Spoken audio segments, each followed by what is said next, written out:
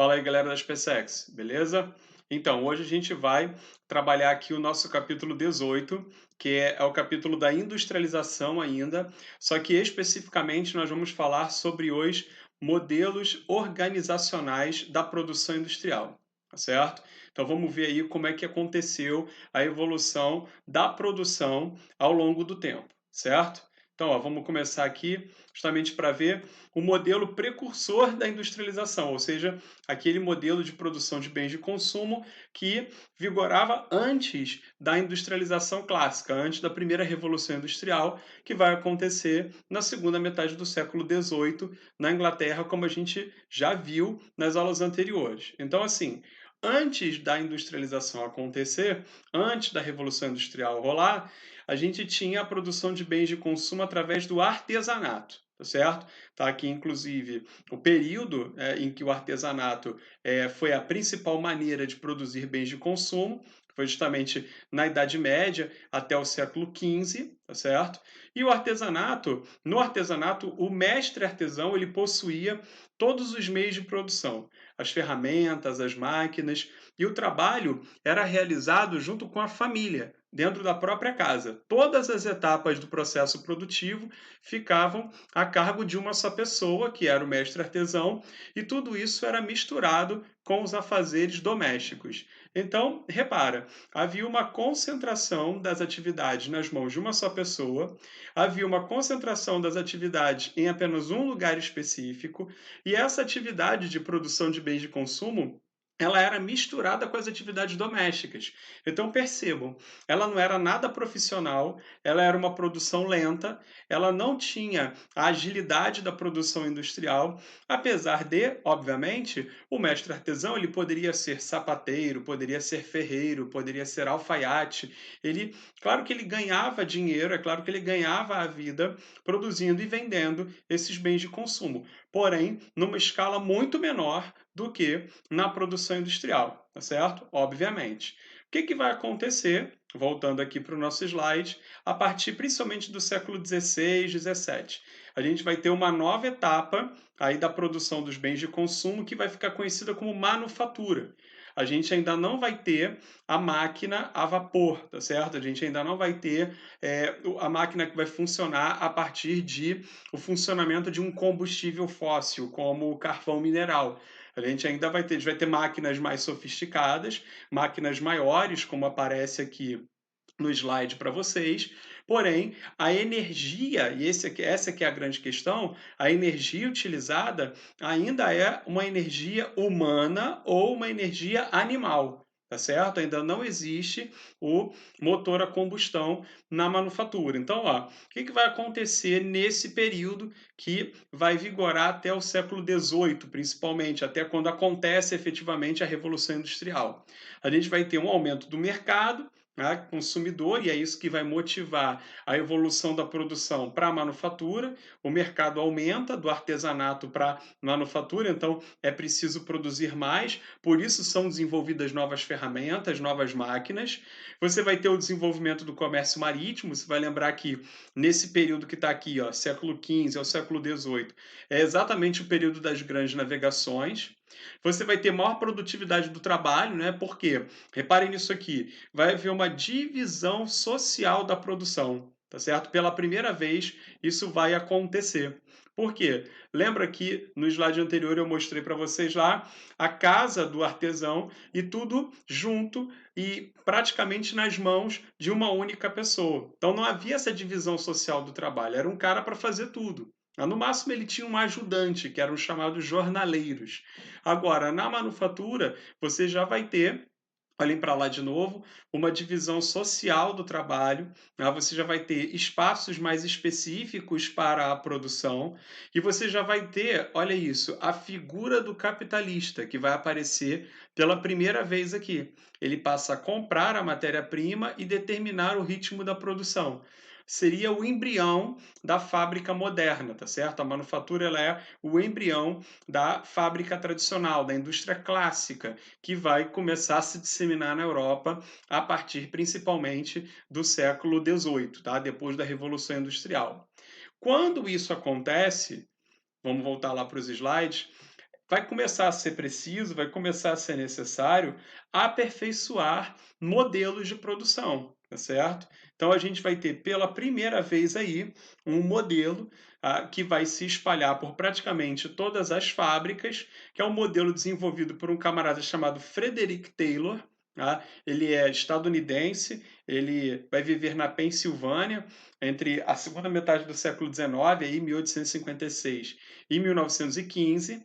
E esse cara, ele vai desenvolver uma forma de organizar as fábricas que vai funcionar assim, ó. As principais características do Taylorismo, então, o nome do modelo produtivo vai acabar, né, levando o nome dele, né, o nome do Taylor.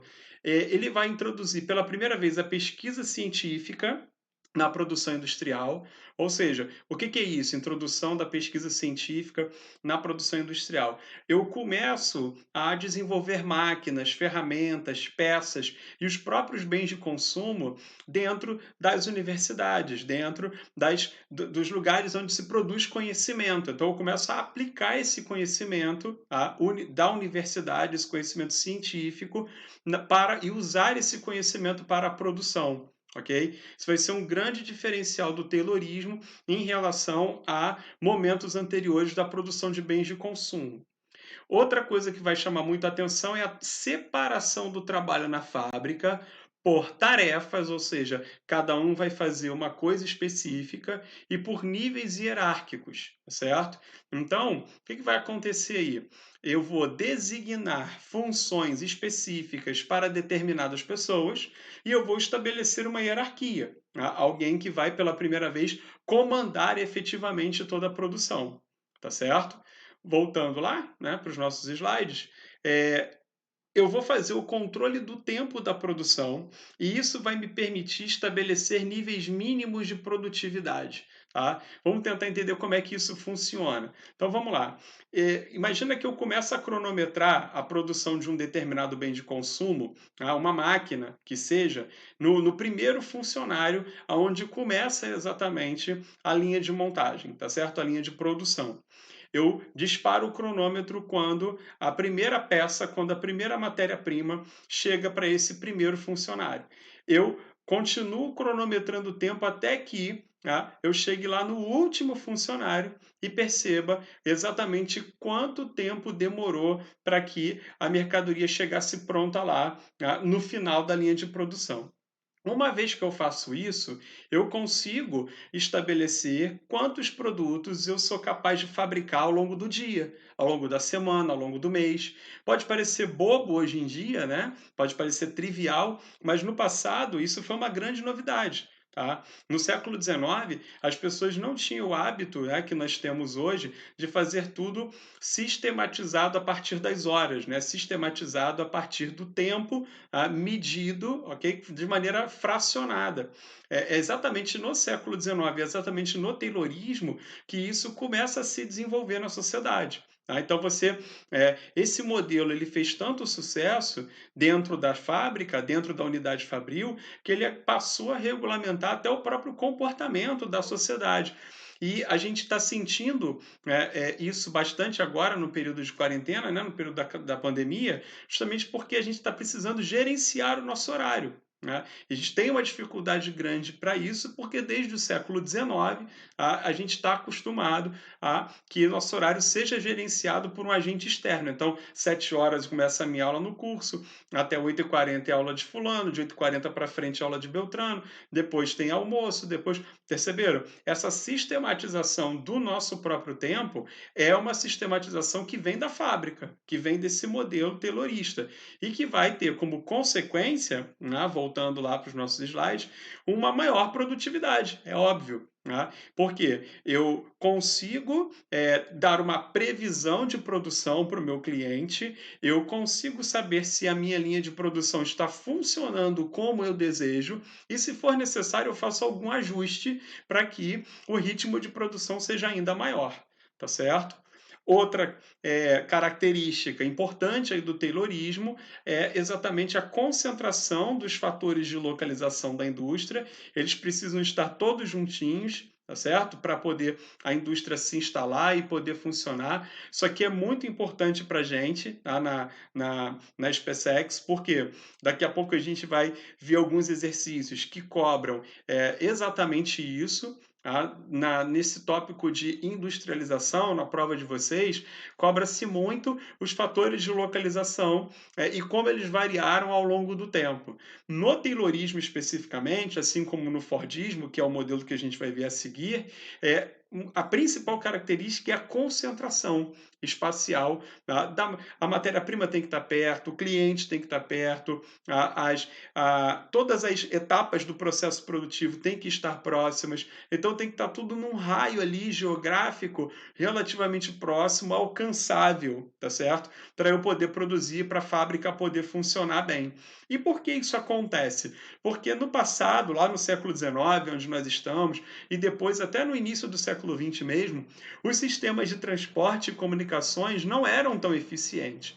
Então, quanto mais próximos fisicamente, então quanto mais próximos geograficamente os fatores de industrialização estivessem, melhor, tá? Então, vou mostrar aqui para vocês, ó, como era, primeiro, a unidade fabril taylorista. Percebam uma coisa importante aqui, ó. Já dá para perceber através das roupas como existe uma hierarquização. Tá lembrando que a gente viu lá no slide que eu tenho agora uma hierarquia na produção? Então, ó, esse camarada aqui, né, muito bem vestido, provavelmente é o proprietário dos meios de produção, é o industrial.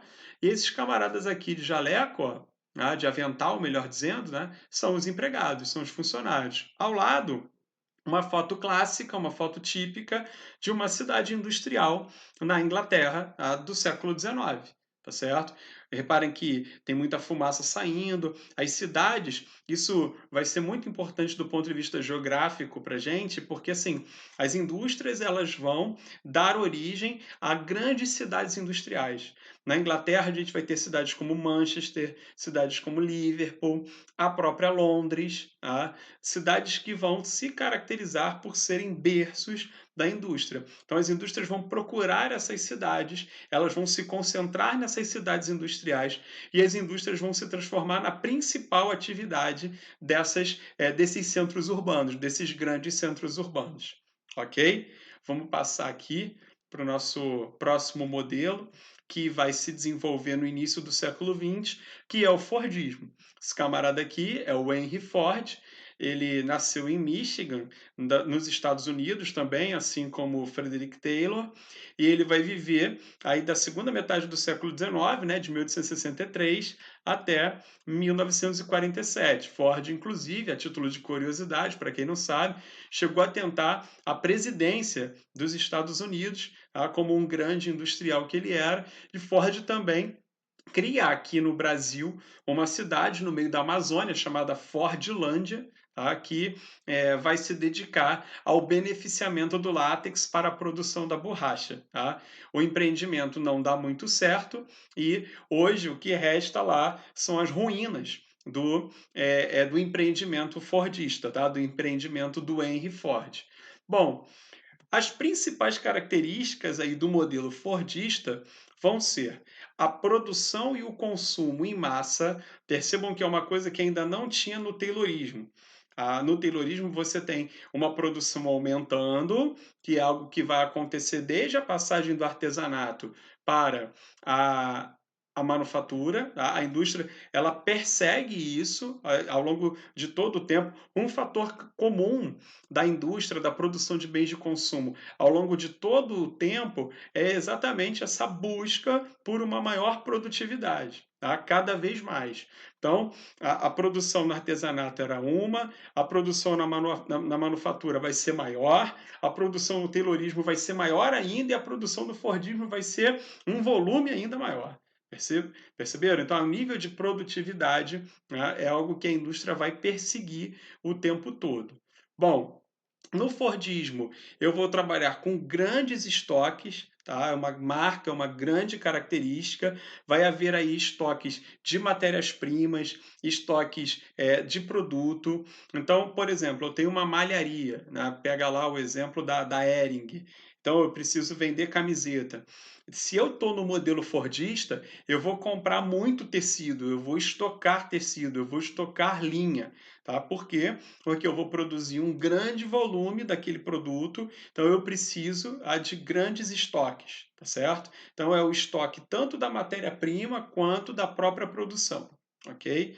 Voltando lá para o slide, ó, extrema especialização do trabalho na fábrica, tá? Ou seja, o trabalhador vai ser extremamente especializado numa única função, ok? O pessoal até fala, mas no Fordismo há uma lenda de que no Fordismo o operário ele não sabe o que está produzindo, né? Tem uma tirinha, inclusive, famosa, que aparece em vários concursos, que dá conta do seguinte: o operário está dizendo que quando se aposentar, ele quer chegar lá no final, né, da linha de montagem para saber o que ele está produzindo. É claro que isso não pode ser levado ao pé da letra, isso não é literal assim. É claro que o camarada sabe o que a fábrica produz, o que isso quer dizer é que ele não sabe nada além da função que ele exerce. Perceberam como é que é diferente? Olha, eu sei apertar esse parafuso aqui. Tá? Agora, se você me colocar para fazer outra função, não sei, eu vou precisar passar por um treinamento mínimo. Então, essa é a extrema especialização do trabalhador a qual o Fordismo se dedica. Há uma rígida padronização da produção, então os produtos no Fordismo vão ser todos iguais ou muito parecidos. Tá? A linha de montagem através de esteiras rolantes, como é a esteira do aeroporto, como é a esteira do supermercado, vai se consagrar. Percebam que, mais uma vez, eu estou me preocupando com o mecanismo que vai acelerar o processo de produção. Altíssima concentração dos fatores produtivos. Então, assim, se no Taylorismo os fatores produtivos, repetindo, matéria-prima, o mercado consumidor, as fontes de energia, os operários, precisam estar muito próximos, no Fordismo eles precisam estar mais próximos ainda. Ok? Porque eu vou ganhar no que eles chamam de economia de escala. Essa é uma das grandes características do Fordismo. Tudo vai funcionar em grande escala. E percebam aqui nessa última característica que vai ser fundamental, o Fordismo ele aproveita o potencial de consumo dos trabalhadores e é por isso que é possível promover o consumo em massa, ok? No Taylorismo, os trabalhadores ganhavam muito mal e os trabalhadores não eram vistos como potencial consumidores. No Fordismo, não. No Fordismo, os trabalhadores ganhavam por produtividade, e no Fordismo, os trabalhadores tinham uma remuneração e tinham também tempo de folga. Então, eles tinham dinheiro e tempo para consumir. Perceberam? Então, é por isso que no Fordismo eu vou ter o binômio produção em série e consumo em massa. Tá certo? Porque o trabalhador ganha o suficiente para isso. Então, só para a gente poder aqui, né, nos organizarmos, a gente viu lá no primeiro slide o artesanato, que é a primeira maneira de se produzir bens de consumo, que tinha lá todos os fatores produtivos próximos e que ficavam só na mão de uma pessoa. Com o tempo e o aumento do mercado, eu preciso aumentar a minha capacidade produtiva, então eu sou obrigado a desenvolver novas máquinas, novas ferramentas, e aí a gente tem a manufatura, que já acontece em um ambiente um pouco mais profissional, e onde eu já tenho uma divisão social das funções dentro da fábrica, aparece pela primeira vez a figura do capitalista, e a partir da Revolução Industrial, efetivamente, quando eu tenho motor a combustão, eu vou apresentar dois modelos. Primeiro, o Taylorismo e depois o Fordismo. O Taylorismo e o Fordismo, eles vão apresentar algumas características comuns, como a produção em série, como a padronização. Agora, o Fordismo ele vai apresentar como principal diferencial remunerar melhor os trabalhadores e transformá-los em consumidor também, ok? Um outro fator comum entre os dois é que ambos dependem de extrema concentração dos fatores de produção, que precisam estar muito próximos para a indústria poder funcionar melhor. Tranquilo? Eu vou dar uma paradinha por aqui. A gente volta no próximo vídeo para a gente falar do toyotismo, que é o último modelo que eu vou apresentar para vocês, e para a gente resolver alguns exercícios também, para ver como é que isso cai, como é que isso funciona na prática no concurso de vocês, ok?